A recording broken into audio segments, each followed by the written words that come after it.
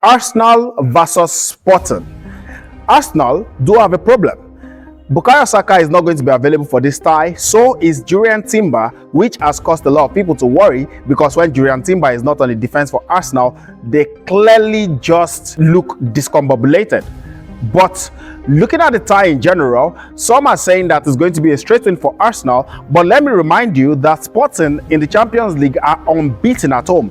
In fact, they completed one of the greatest remontadas ever in the Champions League against Bodo Glimt against all odds after losing 3-0 in the first leg tie there in Norway. So, but looking at this particular tie, I would say for Arsenal playing against Sporting, this is their second ever UCL meeting, and you look at the first 4 meetings in the Europa League, and I would tell you it was not one way, because the first time it was Arsenal who won by a slight margin, and the second time it was Sporting who won by penalties. And looking at this particular tie, it's going to be a far different game from the 5-1 mauling that Arsenal did to Sporting last season. And looking at what's on ground, Victor Gyökeres will be playing against his former club, and looking at how that transfer happened, I can clearly tell that there is some sort of bad blood, and he would be looking to prove himself. Will he prove himself? That's the big question. But there's also Luis Suarez for Sporting, who is currently striking on all cylinders, and you say this guy would most likely get a goal, but except you're talking about Arsenal. And this is to say that their recent blip and fumble against Manchester City and Southampton does not just automatically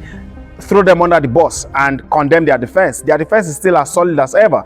But looking at this particular tie in both legs, will Arsenal's season go from bad to worse, or will Arsenal bounce back against Sporting to revive their Champions League dreams?